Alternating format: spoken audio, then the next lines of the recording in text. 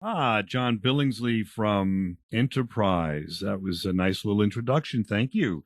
We are here on Everything Old is New Again. Show 6 of May Mayhem. We're trying to determine, aka NCAA bracket format, who is the funniest person of all time. We are now bringing us down from 32 to 16, the Sweet 16. We have 8 already selected from last show. If you want to catch that and find out what it was and you missed our show, go to EverythingOldIsNewAgain.biz or any of the podcast locations. You could find our show, Everything Old is New Again radio show, and you'll see those because I'm not going to mention them. We're going to forge ahead here with the arbiter himself, David Cohen. Yes. Doug, how are you feeling today? You feeling better than last time? I'm feeling wonderful, Dan, because okay. I've had to make some difficult rulings. It's what it's like to be a judge or a magistrate, like we've called Dan Neuburger, our special guest. He's this week the critic himself, David Cohen's friend and Douglas Viviani's friend from high school. Friend. I don't know where I went with that. Not your friend. I'm not taking responsibility for Neuburger. Dan Neuburger, the critic. How are you, Dan? I'm doing great. How are you today? And by the way, it's tough being host. I get it. There's time limitations. Yeah, and tough. Yeah, it's tough because you know what we got now? We have me starting off this time. We do a round robin. And take control. Louis C.K. against Neil Simon. Oh. Now, again, we take out any, what would we say, any personal life here and trying to look at individuals on the face of it. Neil Simon, what is there to say that's not been said already? There's been many wonderful works. He's not a performer. He's a writer. Certainly he did Show of Shows, which is a favorite of mine. He certainly was involved with many plays, including The Odd Couple, which is David Cohen's favorite. However, there have been a number of bombs, too, I'll say. So it happens with everybody, but can someone that have, missed on the mark a little bit be the funniest of all time? I don't know. Louis C.K., his stand-up was brilliant, came out of nowhere kind of for me, and really enjoyed his stand-up quite a bit. Then he had that show that David Cohen told me about. I forget what the name of the show was. David, you remember the name of the show? What was it? The last show he did? No, I forget the name. But yeah, it was dark, but again, always funny. So where do we go with this? For the funniest was that person, just Louis? I think it was just Louis. It might have been just Louis. Yes. Yeah. I'm really torn on this, but I'm going to go with just longevity and a non-controversial pick and say Neil Simon. I could be swayed, but that's where I'm going. Dan, where are you? You can't be swayed, right? That's it. I just want to clarify. Now you're backtracking on the rule. What I could say is this: I could be swayed in that the two of you can select Louis C.K. and that's that. Well, that's not going to happen. It's not being swayed. It's being outvoted. I could be outvoted in this particular case, but I guess you're not allowed to change your mind. That was a ruling that you made Correct. In the last episode, but much to the chagrin of your co-host. But this one actually isn't that hard for me. Louis C.K. is just a bit too dry for me. I have a sarcastic sense of humor, but I don't find him all that funny. And he certainly hasn't had the longevity that Neil Simon has had, as you pointed out, Doug. So this one's relatively easy for me, just based on The Odd Couple alone. Your listener, David K. in New Jersey, said The Odd Couple. Enough said. Yeah, I agree. I go with Neil Simon. Good. Okay. David Cohen. Yeah, I'd have to go with Neil Simon as well. Listen to the dead silence. Trying to move the show along. My vote didn't matter at that point, so I'm trying to move it along. Okay, fair enough. He sounds so bitter sometimes, doesn't he? I'm not bitter. I'm trying to understand the ever-changing rules and flows of the show. The rules have never changed. The rules have never changed. And it is a talk show, so we do need to have people actually tell us their opinion without just picking someone. Yeah, ladies and gentlemen, welcome to the Battle Royale grudge match between Douglas Viviani and David Cohen. You can hear it every week on Everything Old is New Again. There you go. The arguments you love to have. All right. Yeah, see, Dan, now you're part of the family because like all the pretenses are gone. After a few shows, all the niceties between me and Doug, now you're getting to see the real relationship. And awesome. Oh, I'm gonna have to start to sharpen my knives then, I guess. There you go. Sharpen those elbows. You're fine. It's Doug I have a problem with. Don Rickles. Oh, good. Okay, thank you for clarifying that. I'm okay with that then. Let's keep going. I'm okay with it too. Don Rickles against Eddie Murphy. Who starts this one? This looks like it's who started the last one? That was me. Dan, you start us off on this one. Yeah, this is definitely one of the more challenging choices for me. I consider both to be Elite Eight worthy, so it's going to be hard for me to pick one over the other. They both make me laugh out loud. David has said in the past that is a really important criteria for him. I don't disagree. I think both were great stand-up comedians. Eddie Murphy was fantastic on Saturday Night Live. A listener, Paul Z in New York, pointed out that Rickles was a top talk show host and the inventor of insult comedy. I can remember him being on a lot of late night talk shows, and he was always just so much fun to watch. But I wonder if his act would go over well today. Not surprisingly, listeners were pretty evenly split on this one. I'm not as sure as Scott K., your listener from New York City, who said Rickles for sure, but I'm leaning that way. And so I'm going to cast my vote for the master of the insult, Don Rickles. Sorry, Eddie. David Cohen. Wow. Yeah, I think, Don Rickles was truly, truly, truly funny. And not just, he insulted people all the time. But if you watch clips of him, he himself was just a funny person, even when he wasn't insulting. So, but that said, I don't know. Eddie Murphy just, again, it's just, he's made me laugh so many times over the years. So I've got to go with Eddie Murphy.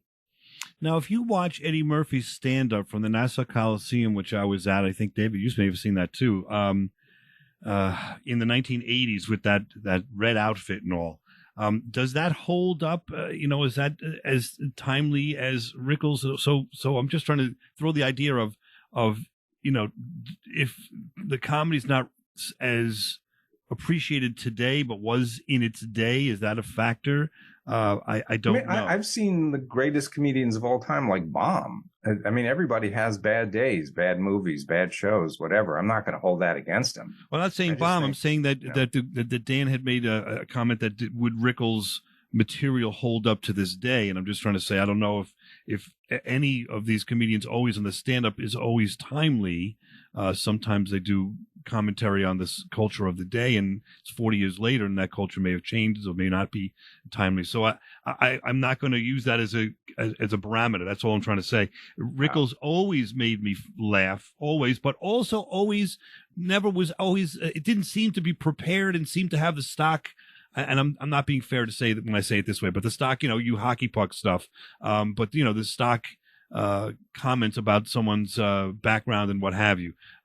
Eddie Murphy was more prepared in my world, had more thought out what he was doing on his stand-up. So let's go beyond that. But both of them equally made me laugh, and still to this day, equally make me laugh on their stand-up. Movies, Murphy has the, at least the early days, he made some terrific movies. He sort of fell apart a little bit towards the end of his career. Rickles never had anything successful on television at all, other than tremendous appearances on The Tonight Show. So, but Rickles' career was longer. I'm vacillating here. It's amazing how close these two are, and to have to make the decision here is very difficult. I'm just going to go with my gut and say Eddie Murphy makes me laugh more than Don Rickles. It's going to be Eddie Murphy. Yeah, there we go. That's what I thought too. There we go. So we're not that far apart on our thought process. Dan, you got a few minutes to rebuttal if you want, just to give us your thoughts on now that we've got Eddie Murphy beating Don Rickles. You're both wrong, but it's okay. I still love you. Actually, I do have one comment about, or actually more of a question about Don Rickles, who, I voted for, but, again, I don't have a problem with Eddie Murphy, is this. So when Don Rickles, the only time I ever saw him was really on TV. I never saw him live. And I always wondered if when he said "you hockey puck," if there was something else that he was saying that was more of a, one of George Carlin's 7 dirty words that you can't say on TV in his live shows, and that he was cleaning it up by saying hockey puck rather than something that rhymes with it that he might have said in his live shows. And I don't know if either of you guys ever saw him live or had a thought on that, or whether I'm just like, never saw him live, but what's interesting, you brought something about, I'm just going to throw this out there.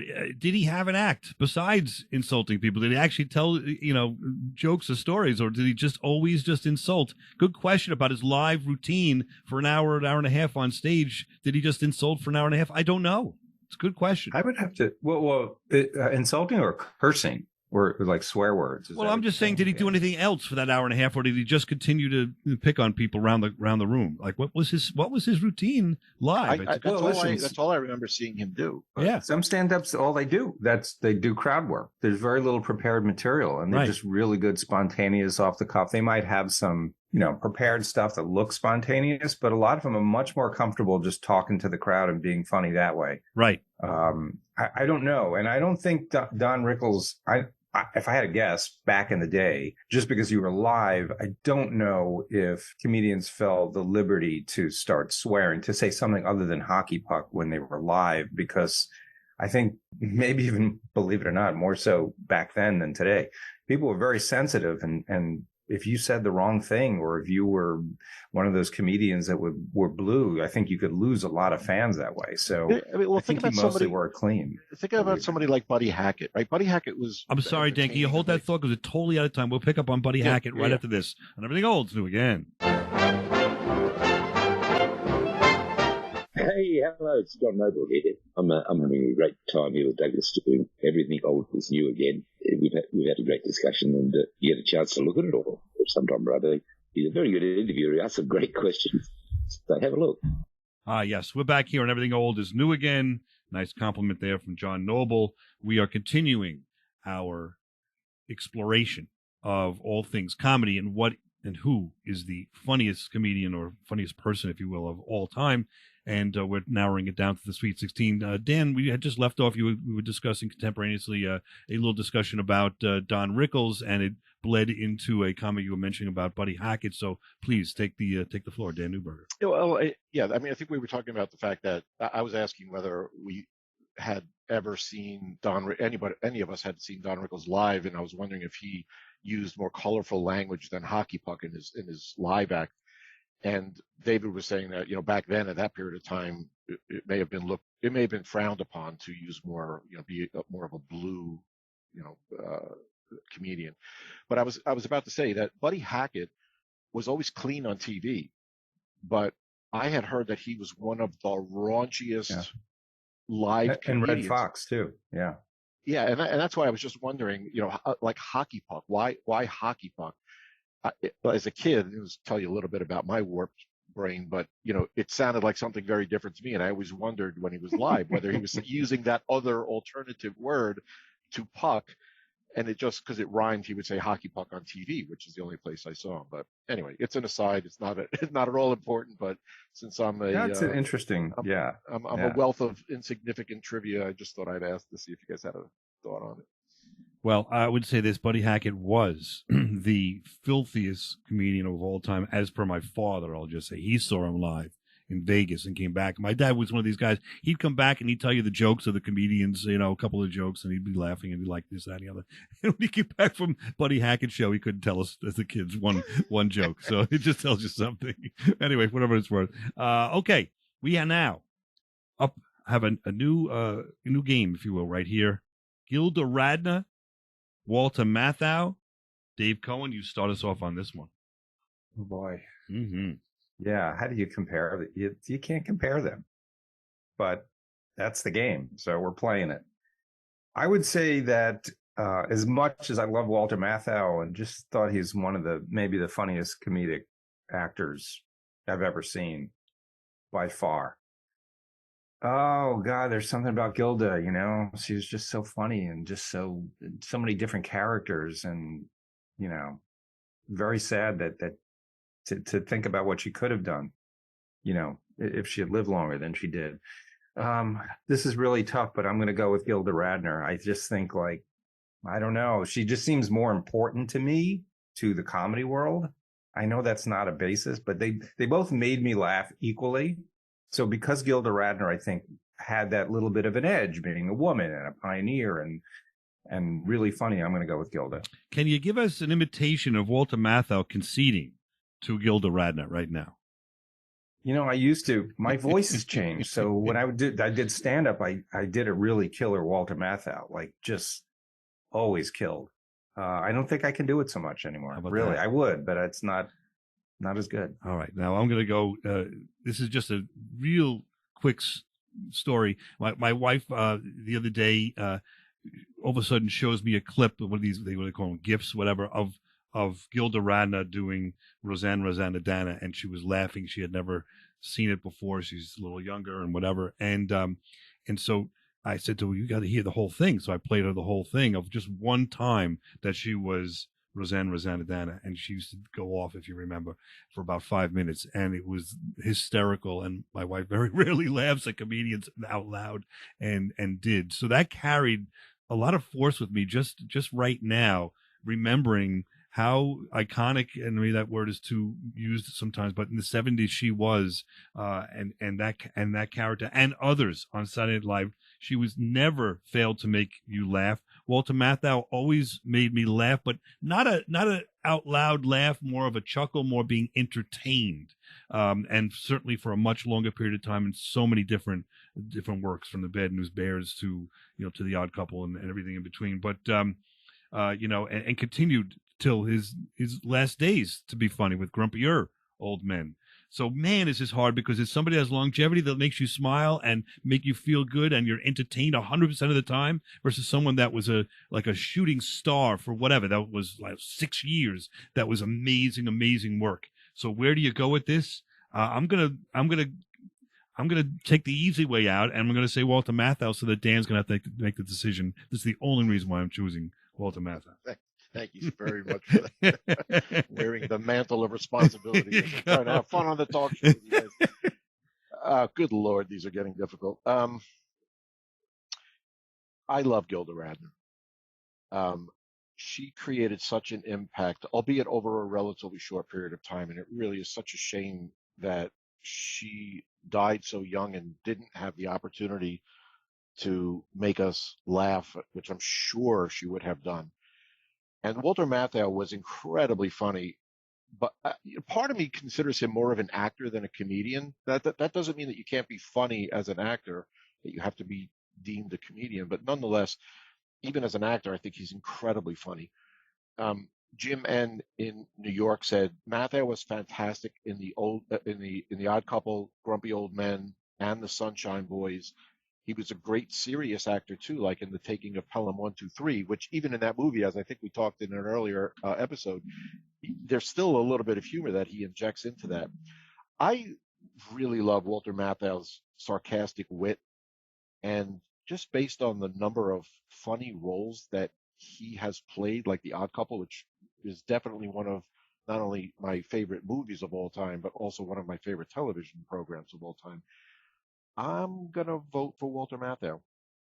How about that? So Walter Matthau takes that round. We're a little short on time, so let's go into Carol Burnett versus the Marx Brothers. I have the first say on this one. Again, Marx Brothers sort of not fair, because on that particular team, and I'm counting 3, I know there are other Marx Brothers, I'm counting the 3 that we all know, are funny unto themselves and in their own right.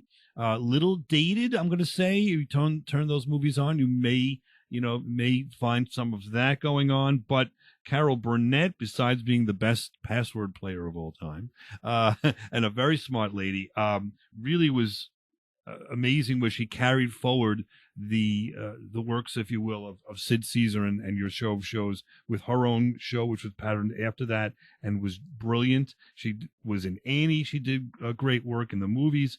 She just goes on and on.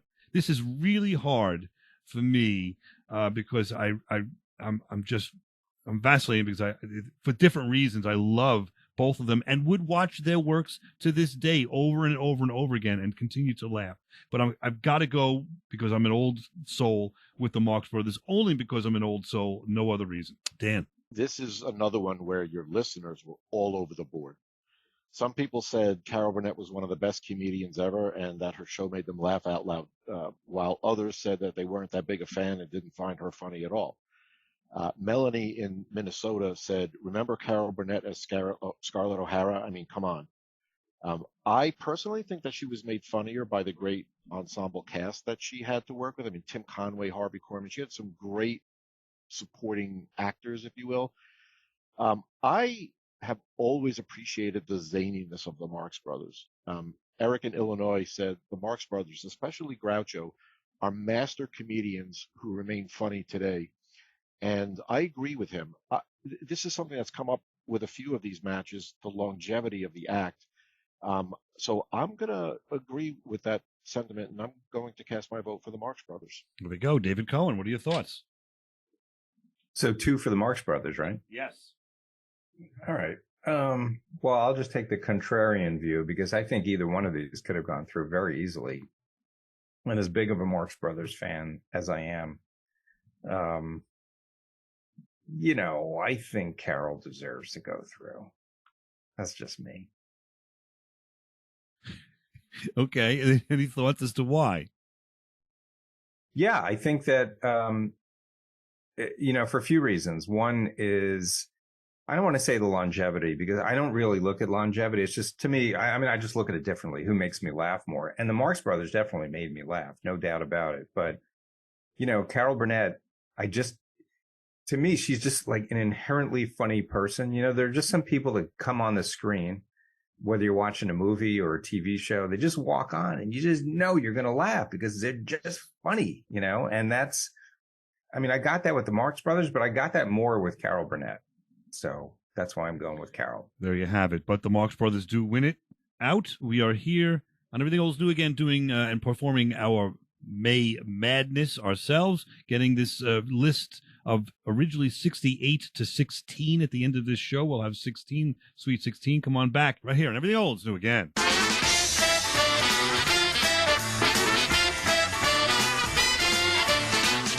Hello, I'm Kevin Burns, and I'm the executive producer of the new Lost in Space on Netflix, The Curse of Oak Island, and Ancient Aliens on the History Channel. And you're listening to Everything Old Is New Again with Douglas Viviani and David Cohen. Ah, yes, that's the late, great That makes me laugh. Kevin Burns. Should be on the list. That should be on the list. Everything Old Is New Again. It's got to be in the Sweet 16. There we go. I'll leave that. That's the comedy stylings, if you will, of Dan Neuburger joining us and David Cohen, Douglas Viviani at Everything Old Is New Again, trying to find out who is the funniest person of all time. We're eliminating as we go, sort of in a bracket, NCAA bracket format. We're down to Lily Tomlin and Will Ferrell, and this is Dan Neuburger. You start us off on this. Where do you stand here? Hey, so I have a question to ask you. So you guys have really had some amazing guests on this show. If you go to YouTube and you just sort of flip through all the various episodes, really impressive list of people. How in the world did I end up as a guest on this show? Well, sometimes like out of everybody else, like you can't find anybody. The well else? does run dry, so every so often we do need to know. Here's what it is: we have a rogues gallery, or our individual friends, like Rich Richter, if you remember, and there's others. Course, my brother John Viviani's on. So we have a rogues gallery. You certainly have joined that now and you've come on strong because the last year, and you were on 3 shows. If you remember about the toys 3 or 4 years ago, we did that, but you did a series of shows, right? Where we did the February Foolishness about, board games. I think that was, 4 episodes there. Now we're doing like 8 episodes here. You've shot to the top of the list of the elite that have been on this show in double figures. So I would suggest that we're proud to have you on, and you're a great guest, which is the reason why we do have you on. I'm honored to be asked to be part of this. You guys are always entertaining. So, who am I supposed to choose now? Lily Tomlin versus Will Ferrell? Yes. All right. So this one's an easy one for me. My wife, Marnie, said, you got to go with the elf on this one. And my sister, Jenny, reminded me that Will Ferrell appeals to adults and kids alike, which is actually hard to do. When you look down this list of comedians, not a lot of people are appealing to a very broad audience in terms of ages of people. Will Ferrell's been funny in TV and the movies in a way that, really, to me, transcends what Lily Tomlin has accomplished in her, albeit very distinguished career. Like his character, Ron Burgundy, said, I don't know how to tell you this, but you're kind of a big deal. So I vote for Will Ferrell, and I expect him to make it to the Elite 8. There we go. David Cohen. Yeah, I have to agree with that. Will Ferrell almost anything he does, I laugh. Same criteria. The same is true with Lily Tomlin, but I think Will Ferrell just, I don't know, just a tad funnier to me. Crazier, I think. Crazy funny. Okay. And Lily Tomlin was if you recall, and you've got to be old enough to go back to 1969, was on Ronan Martin's Laughing, and she made me laugh there as the person answering the telephone, the operator, one ringy dingy and all that stuff. But I just didn't see as many. I don't see as many opportunities to laugh through her work as Will Ferrell. Will Ferrell never, almost never disappoints, and it's silly. And maybe that's why, like you say, Danny, he appeals to both, adults and children, because there's a level of silliness there that we both can appreciate. He almost carries a Three Stooges vibe sometimes, all by himself, with the physical stuff that he does. I just think that it's endless in the various characters that he's created and he can perform. And even when he goes on, I know it's a little thing, but he goes on the talk shows just like Marty Short. He brings material with him. He writes material. He's creative. I think it's hands down Will Ferrell for this round. And I agree, He might go real far. We'll see what happens. So 2 others that I think this one might be more of a challenge. We'll see. David Cohen, you start us off with Albert Brooks against Dick Van Dyke. Yeah, the intellectual Albert Brooks against the physical comedy of Dick Van Dyke. I would say I'm going to go with Albert Brooks because, again, I just think Albert Brooks as a person is just someone who strikes me as funny, and I loved his movies, all of his movies. I thought they were different, and the humor was sort of coming from a different viewpoint that I had never seen before. So I thought it was really fresh and funny. Dick Van Dyke made me laugh as a kid, and I think he's funny too. But I would have to go with Albert Brooks on this one.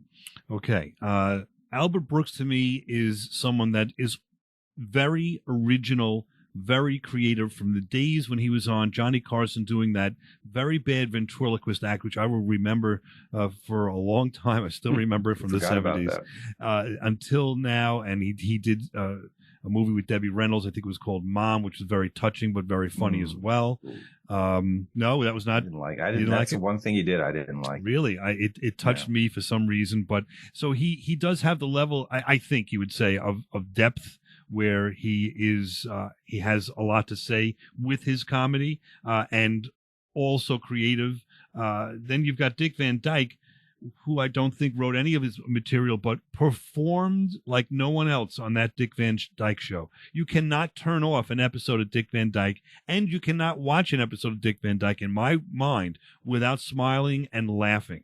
And just the physical comedy, the way he could perform, the way he could tell stories. He'd be in that writer's room and he'd be doing a monologue, or he'd be doing a skit, which supposedly was going to be performed by Carl Reiner, right? On the show, Alan Brady. So do you go with creativity versus performance? This is really what it is to me. And I always side on the side of creativity, so I've got to go with Albert Brooks, though I hate... How about who makes you laugh more? I hate to do that. They both make me laugh. They don't make me laugh more. One does not make me laugh. It's the funniest person, Doug. Yes, he does. One does not the most innovative. One does not make me laugh more than the other. That's the problem. So there has to be another determining factor. To me, it's Albert Brooks. Dan? See, unlike what you just described, Doug, I could watch an episode of the Dick Van Dyke Show and not laugh. This particular pairing to me is like Sacramento State against North Carolina Central. I really don't care. I'm not a big fan of either one of them. I don't see either of these making it past this round. I like them both, but they don't stand up to really any of the other contenders that we've been talking about on our shrinking list. So I'll vote for Albert Brooks, but... What did you call our list? What did you... Shrinking. Oh, shrinking. I think you said something else. No, it is. No, it is a shrinking list. We're going from 64 to 32 to 16. But I'm really ambivalent on this one. I really don't care. I'll go with Albert Brooks and we can move on. And tell me why, because we have a few minutes here. He doesn't care. He just said it. I just don't think either of them are all that funny. Like, again, if it was, North Carolina State against Duke, I might be interested in at least watching the game. But these guys, to me, they're not even in that league of any of the other folks that we've been talking about. Some of these choices are really, really hard because you're talking about two icons against each other. To me, this one is like, yeah, two very talented guys. Don't get me wrong. I can't dance like Dick Van Dyke and I can't tell a joke like Albert Brooks, but neither one of these guys, in my mind, is going to get my vote in the next round. I don't care who they're up against. Now that I know that whoever wins here is going to be up against Will Ferrell, it's like, move on. It doesn't make a difference. How about that? That's very pragmatic of you, and I appreciate that. We are down to the next 4 in the next section. I'll preview that right now. George Carlin versus Abbott and Costello. Mel Brooks against Steve Martin, which might be the hardest of all so far. I don't know. We'll see.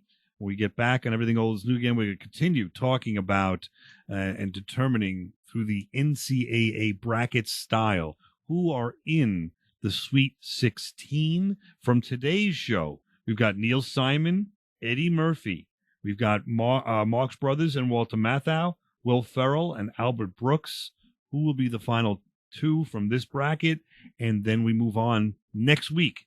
We'll be participating in a Sweet 16, getting right down to the final. And we'll find out who's the funniest person of all time. Is that even possible to do? We'll figure it out right here on Everything Old is New Again. Come on back.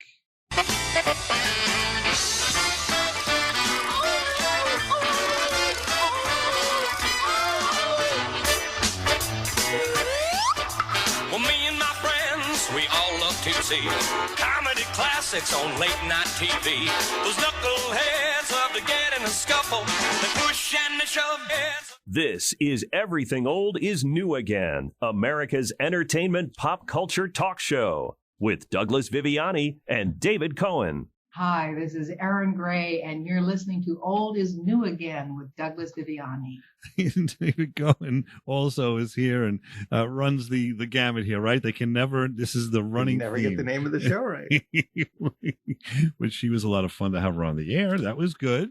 Yes. And okay, so we're here, the final section here of the 32 to the Sweet 16 of who is the funniest person of all time here and Everything Old is New Again. Douglas Viviani, David Cohen, and Dan Neuburger is joining us. Dan, I'm going to have to ask you to wait one moment to join in because I start this one off first with George Carlin against Abbott and Costello. So, to me, this is a very easy one, though I can see, people going the other way with it. George Carlin was creative in his day. He was creative all the way until the day that he left us.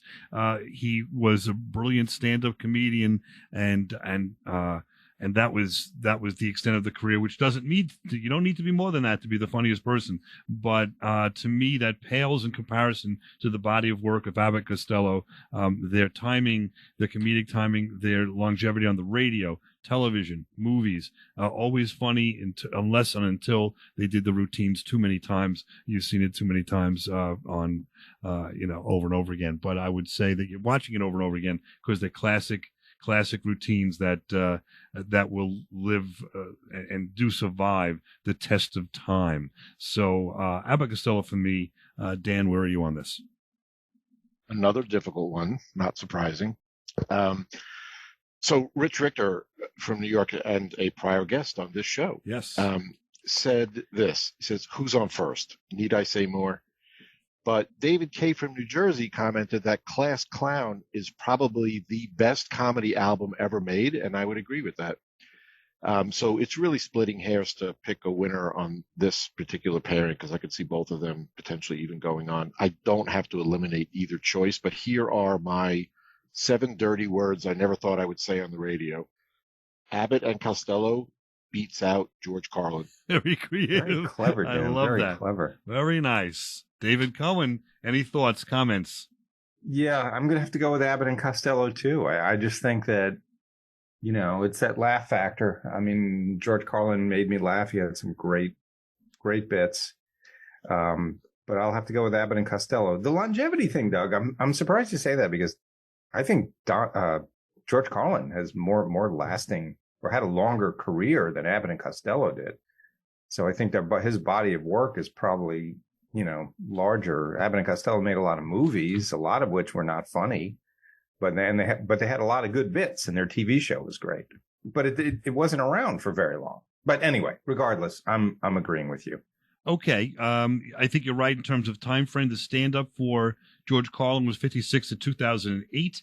Abbott Costello's longevity, if you will, was 35 to 57, 22 years.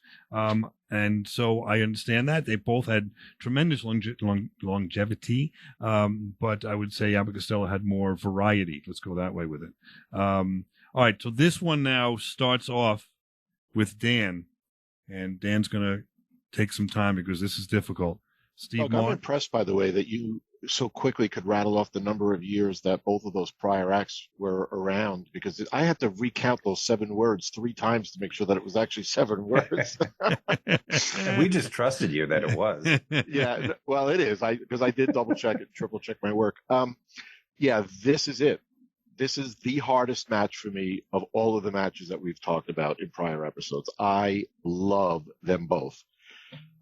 Each one has certainly got their own unique take on what I'll call the lowbrow sophomoric humor that I love. I mentioned, I think previously, that I had seen Steve Martin live in the late 70s, and he was fantastic. He's classy. He's funny and talented in so many ways for so long. Lisa in California, a former classmate of ours from Half Hollow Hills High School East, says, Steve all the way, he's a Renaissance man. That's true. He's funny even when he's being a jerk. How can you vote against a man who has written for people like Sid Caesar and created comedy classics like Blazing Saddles, Young Frankenstein, Get Smart, 2,000-Year-Old Man? I mean, that's why this is such a difficult choice, to have these two guys pitted against each other, because I would advance both of them to the next round for sure. And so this is one of those bad pairings, I guess. I hate to pick one, but I am going to go with Mel Brooks. Interesting. David Cohen. Yeah, I agree with everything Dan just said, except the choice.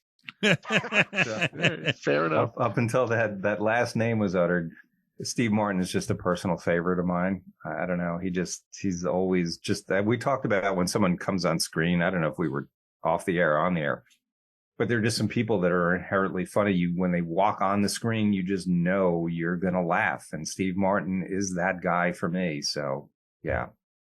All right, 1978. Dan, you may have gone to the same performance we did. David Cohen and I went to the Nassau Coliseum to see Steve Martin. And who opened for him? I think it was the Blues Brothers. There you go. I was at that show. There you go. And who finished the performance? Well, how did he finish it? Was with King Tut.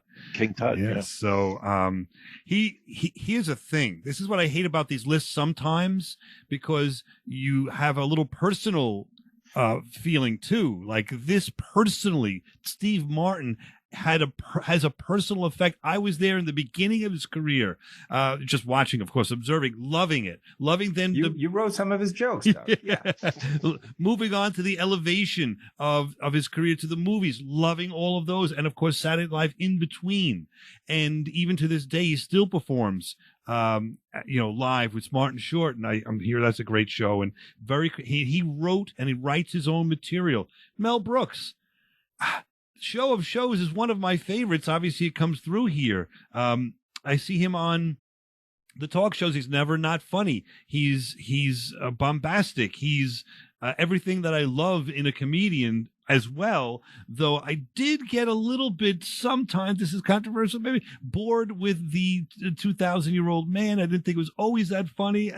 But the man is a genius. Clearly, the one pitfall I'm in.